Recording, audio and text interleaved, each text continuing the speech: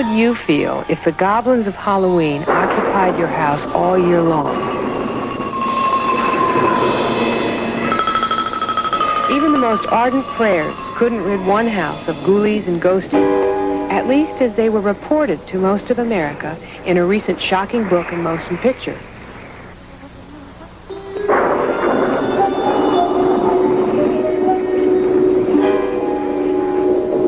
The unexplainable and terrifying became commonplace in the House of Horror.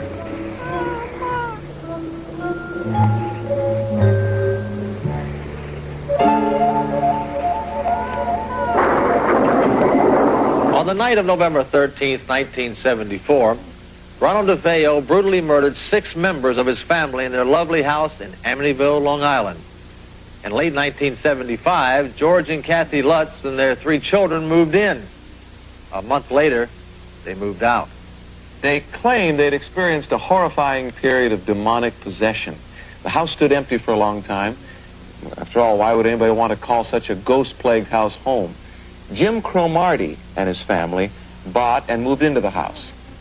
Let him tell you why. I've had uncles and aunts of mine who have played in this house as children. I played in this house myself as a child. And there's no doubt about the tragedy that took place.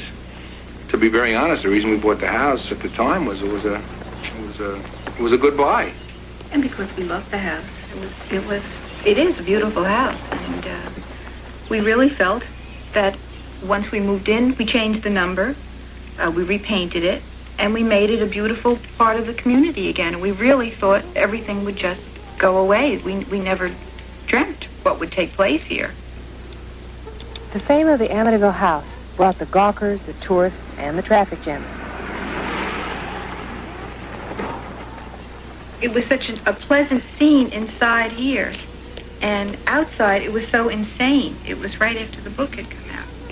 People all fighting to have their picture taken in front of the house, and here we were trying to have a lovely, quiet Sunday afternoon together, and this insanity was out there.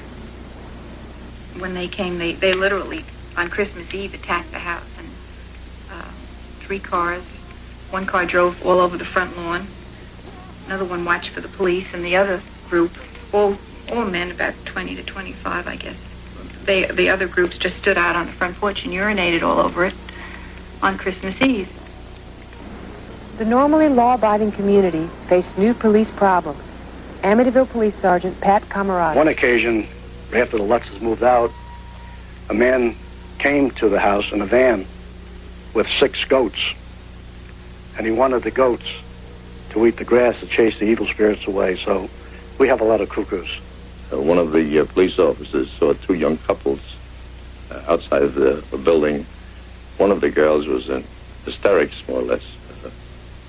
And the policeman figured maybe he could help her, and he asked her what the trouble was. She told him she had vibrations, and she was all upset because of the house. And he told her, he said, "You're not by the house, you're by the yacht club," and she turned it off just like that. As a result of the story of Lutz's 28-day stay, this small piece of Long Island real estate gained an international reputation. The Amityville Horror told the Lutz's story, and in a way created a legend.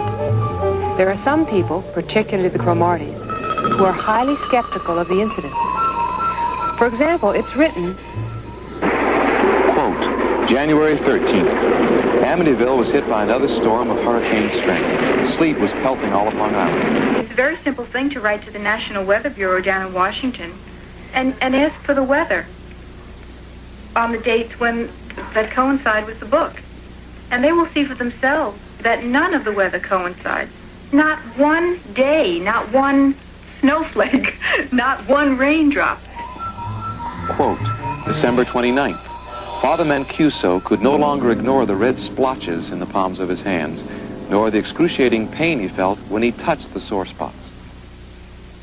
As far as the priest goes, he testified in federal court in Brooklyn in October, I think it was, Right. that he had only come to this house once to bless it. As far as the rest of the book goes, none of it was true.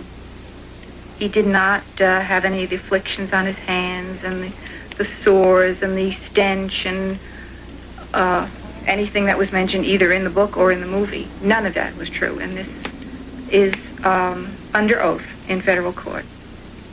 The transcript of the trial does not reflect the denial by the priest. In fact, no specific mention is made of sores and afflictions that he suffered, either pro or con. Film audiences were led to believe that a window shattered. This is the window. You can see that it's exactly the same as it has been for the last 51 years. The house was built in 1928. There's all the old paint, the old putty. Nothing's been disturbed. Perfectly innocent windows. This is the original banister. In the book, it was supposed to have been torn out of its hinges and completely demolished or something. As you can see, it is the original banister. It's been here, like everything else, 50 years, and it's still in perfect condition. Quote, January 2nd. Holding his nose, George forced open the paneling and shone his flashlight around the red-painted walls. The stench of human excrement was heavy in the confined space. It formed a choking fog. My name is Patty Camarado. I was friends with Allison DeFeo, the girl who was murdered with the rest of her family here in 1974. This I'm going to show you is the mysterious red room that's so noted for in the book. This door, which they say was never here, was here, is here, always will be here, I suppose. This is the red room. Nothing more than a storage area where Allison and her brothers and I used to keep toys. Just red, you know? There was never any feeling of spirit presence or ghosts or any sort of thing like that. It was just a play area. We used to keep toys. Nothing more than that.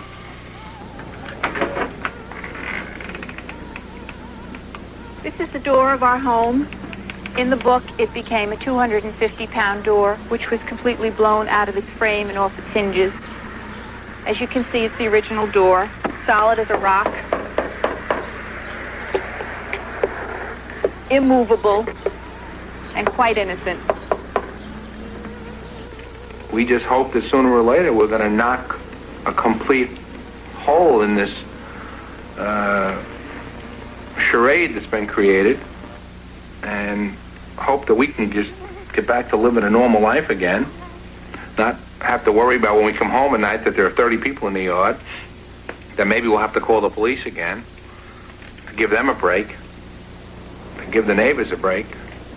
Its reputation to this day has bedeviled the Cromartys, who are clearly convinced there are no ghosts or demons or ghouls or rattling chains or bloody screams.